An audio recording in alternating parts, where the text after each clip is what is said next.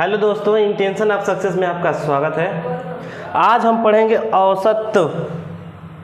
हमने कल औसत के जितने भी जो जनरली जो हमारे प्रकार के क्वेश्चन बनते थे, हम लोग उनका इंट्रोडक्शन दिया, उसकी परिभाषा क्या होती है ये सब दिया। ठीक है, आज हम पढ़ेंगे उसमें हमने बताया कि कई प्रकार में हमने बांटा है। ठीक, तो उसी में आज पहला प्रकार है साधारण प्रश्न। साधारण प्रश्न जिसके लिए हम बताए थे कि सिर्फ एक ही फार्मूला लगेगा कि औसत बराबर क्या होगा, सभी संख्याओं का योग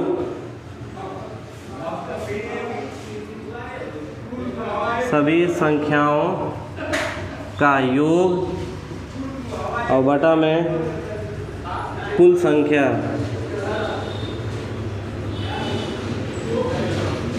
ये औसत का एक नॉर्मली जो है हमारा सूत्र होता है। ठीक, इसी पे जितने भी प्रकार के क्वेश्चन हैं वो सब बनेंगे। ये है साधारण प्रश्न पे। तो आइए हम पहला क्वेश्चन करना स्टार्ट करते हैं इसी एक सूत्र पे, और यही सूत्र हमको याद करके चलना है। ठीक है, तो चलिए हम पहले सूत्र को लिख लेते हैं।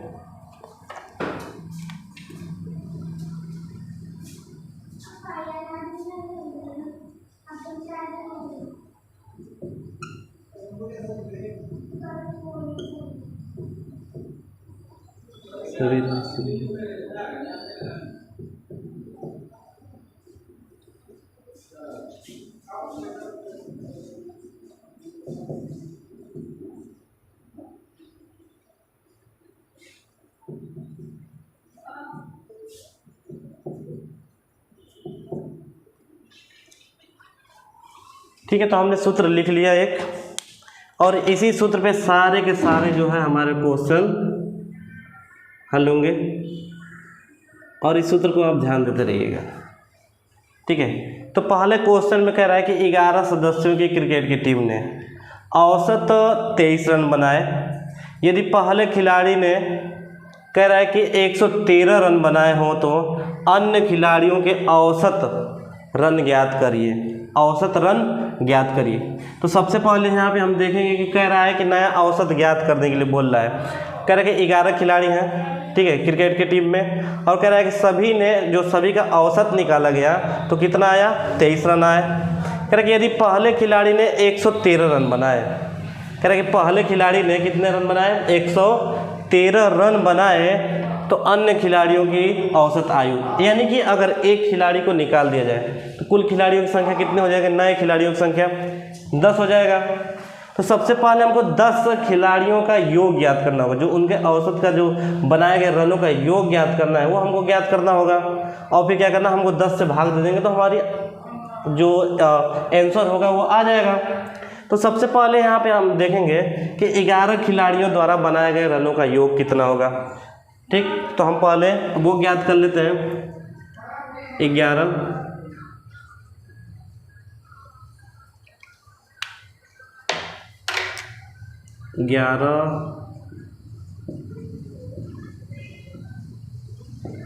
खिलाड़ियों द्वारा बनाए गए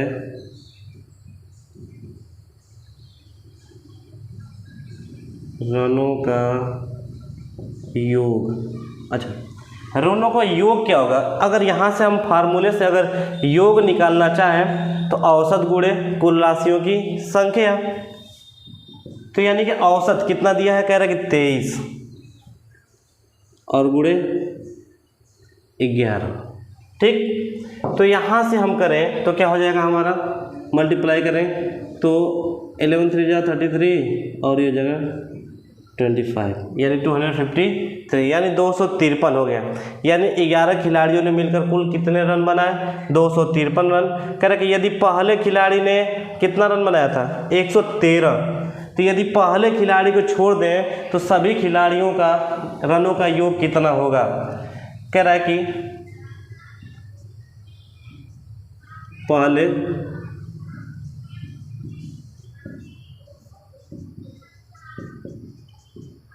खिलाड़ी को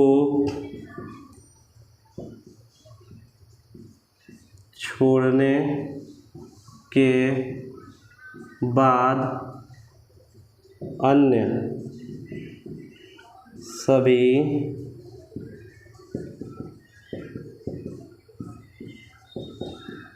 खिलाड़ियों का योग कितना होगा? तो योग कितना होगा? कह रहा है कि यदि पहला खिलाड़ी कितना रन बनाया है 113 और कुल खिलाड़ी कितना रन बनाया है 253, तो यदि कह रहा है कि अगर पहले वाले खिलाड़ी को छोड़ दिया जाए, पहले वाले खिलाड़ी को छोड़ दिया जाए तो पहले वाले यानी कि टोटल खिलाड़ी कितने हैं 11 और एक खिलाड़ी निकाल दिया जाए तो कितना हो जाएगा 10, यानी कि 10 खिलाड़ियों का रनों का योग कितना होगा? 10 खिलाड़ियों के रनों का योग, रनों का योग, तो 10 खिलाड़ियों के रनों का योग कितना हो गया हमारा? तो कह रहा है कि 253 माइनस 113 यानी कि हो गया हमारा 140। कितना आ गया? 140। तो कह रहा है कि नया औसत कितना होगा? नया औसत, तो नया औसत बराबर हम जानते हैं कि 10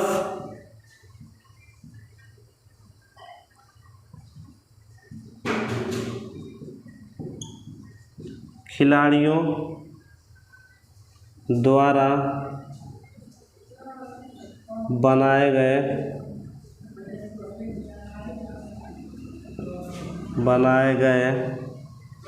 रनों का योग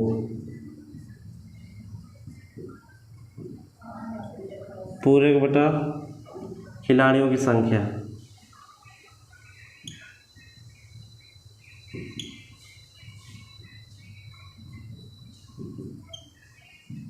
खिलाड़ियों की संख्या यानी कि 10 खिलाड़ी ने मिलकर कितना रन बनाया? 140 और खिलाड़ियों की संख्या कितनी है? 10, यानी कट जाएगा तो कितना आ जाएगा हमारा औसत। तो कह रहा है कि अन्य खिलाड़ियों के औसत रन ज्ञात करिए। तो अन्य खिलाड़ियों का जो औसत रन होगा वो कितना होगा हमारा? 14। कितना होगा? 14। देखिए एक बार और देखिए, यहाँ पे कह रहा है कि 11 खिलाड़ी मिलकर जितना रन बनाते हैं अगर उनका औसत निकाला जाता है तो कितना आता है? 23 रन आते हैं। तो हम सबसे पहले उनके रनों का योग ज्ञात करेंगे। तो उनके रनों का योग कितना हमारा आया है?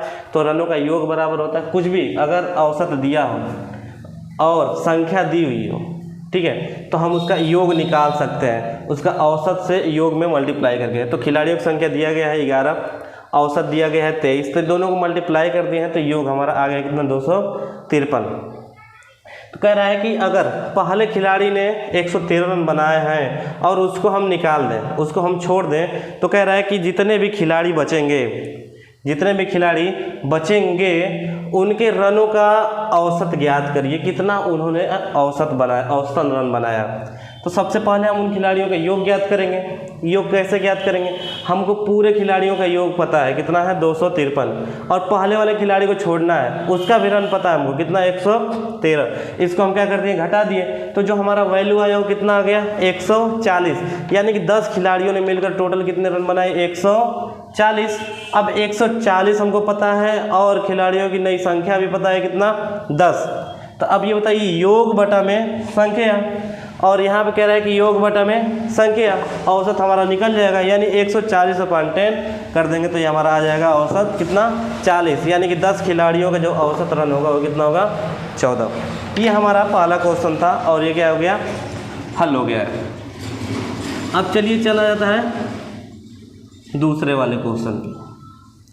अब इसी तरह ये क्या है? ये साधारण प्रश्न है, अभी सिर्फ किस वाले फार्मूले पे है? ये सिर्फ फार्मूले पे है, यानी कि औसत बराबर जो होगा हमारा सभी राशियों का योग बटा में सभी कुल राशियों की संख्या, इसी पे आधारित ये पूरे प्रश्न हैं। अब देखते हैं दूसरा वाला क्या कह रहा है। कह रहा है कि ए बी सी का औसत कितना दिया है? 20 दिया है। कह रहा है कि ए बी सी का औसत दिया हुआ है कितना?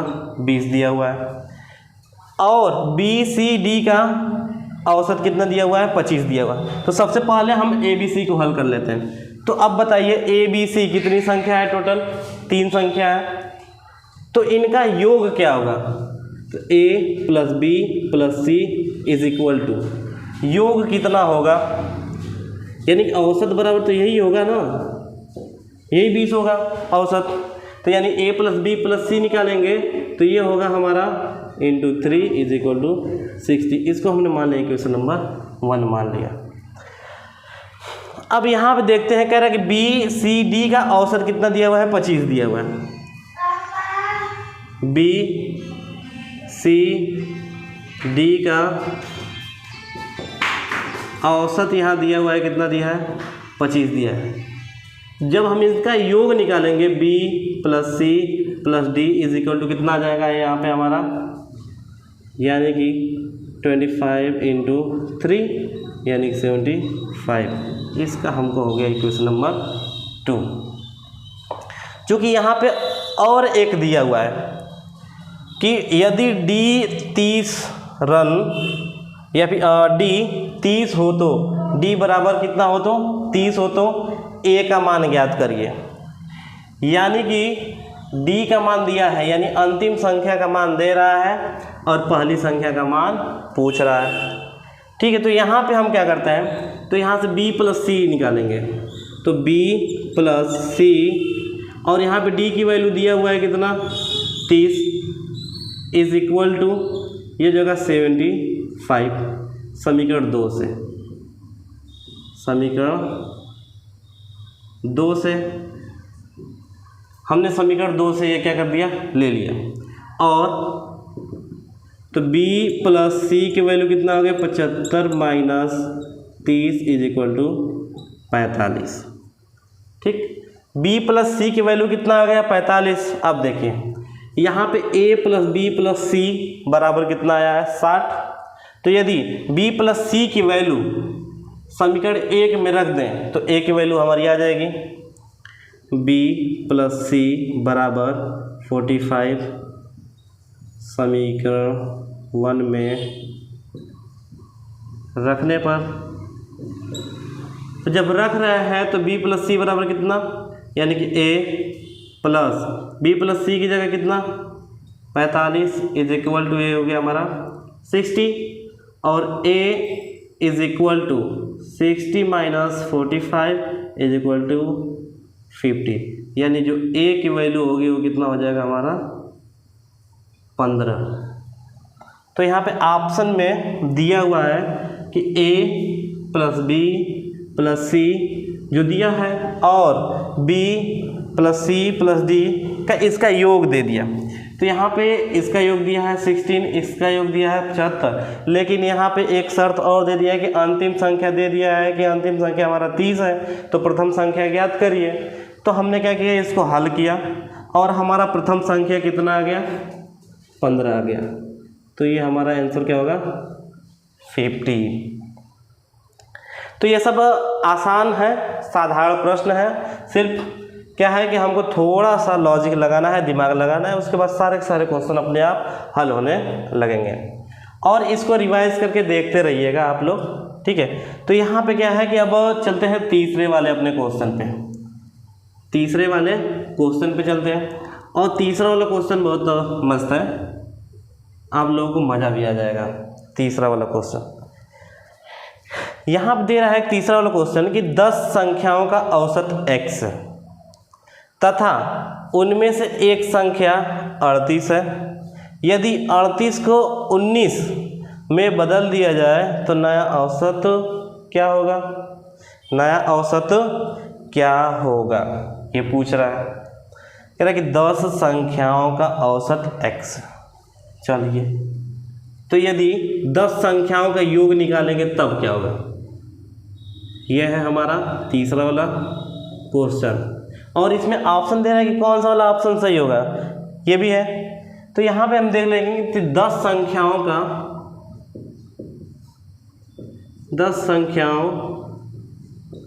का योग कितना होगा। तो योग क्या होगा, योग बराबर वही होता है औसत गुणे कुल राशियों की संख्या। तो औसत यहाँ पे x दिया हुआ है, तो 10 into x is equal to 10x, ये हो गया। अब कह रहा है कि 38 निकालने पर और 19 शामिल करने पर, ठीक है, 38 को कह रहा है कि उसमें से एक संख्या 38 है।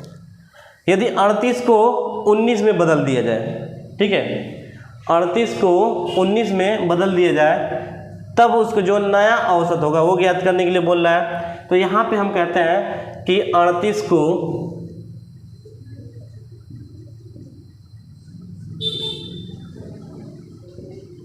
निकालने के बाद तथा 19 को शामिल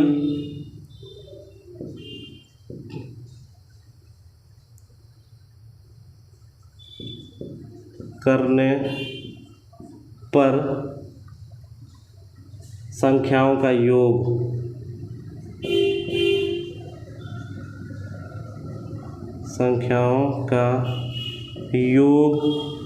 कितना होगा, ठीक। तो यहाँ पे जब योग हम ज्ञात करेंगे तो ये हमारा योग तो यही दिया हुआ है ना 10x, तो 10x माइनस क्या निकालना है 38 और क्या जोड़ रहे हैं 19, तो यहाँ पे योग हो जाएगा 10x माइनस 90, ये हो गया हमारा योग।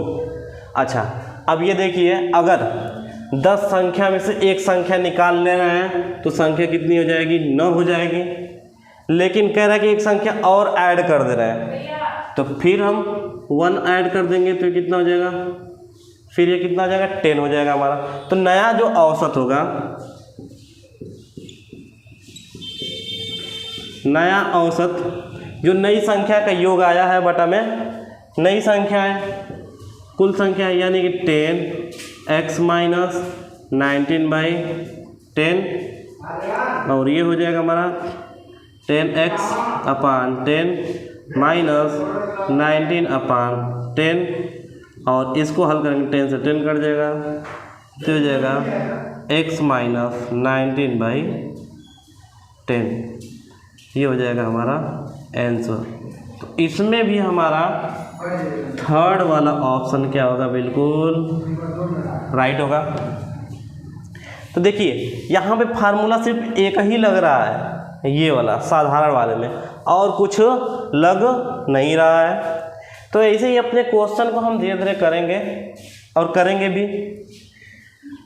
चलिए अब चौथे वाले क्वेश्चन को देख लेते हैं। ये तो और भी आसान है एकदम, बस प्रेजेंट ऑफ माइंड का बस खेल है, और बाकी तुरंत ये क्या हो जाएगा, हल हो जाएगा। तो यहाँ पे दिया हुआ है, आप एकदम देख कर ही बता सकते हैं कि इसका आंसर क्या हो सकता है। इसको आप देख कर ही बता सकते हैं कि क्या होगा आंसर। चलिए देखते हैं।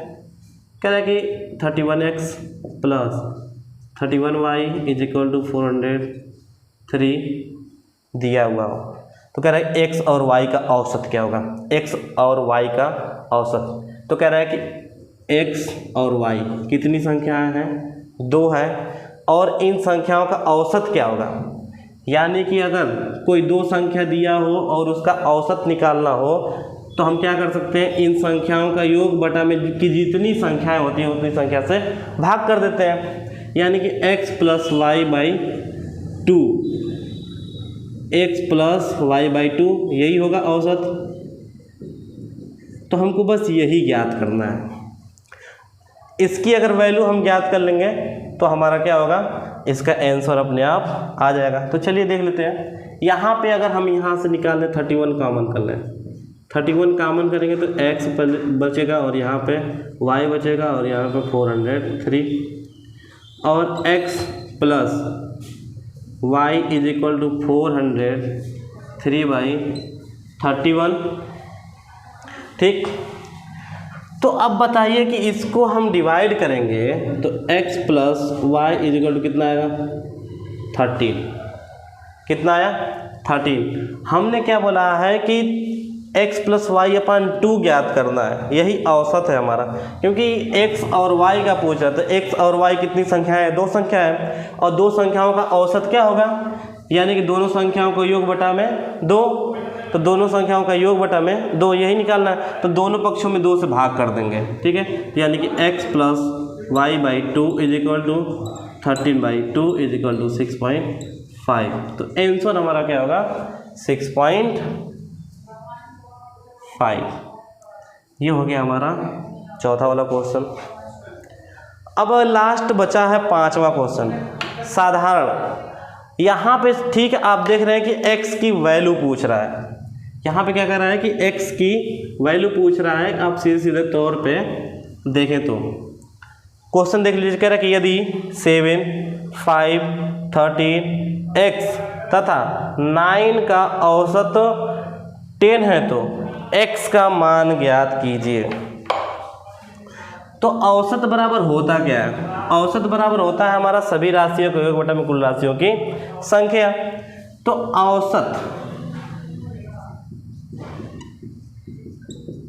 औसत बराबर सभी राशियों का योग बटा में कुल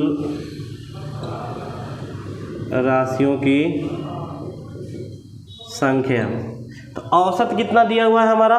औसत दिया हुआ है 10।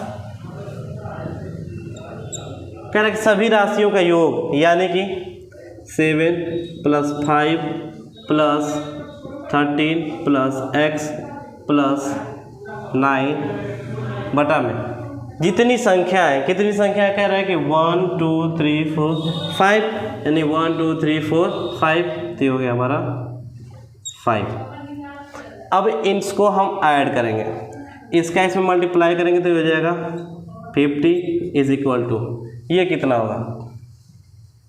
ये हो जाएगा हमारा 20, और ये होगा हमारा कितना? 14।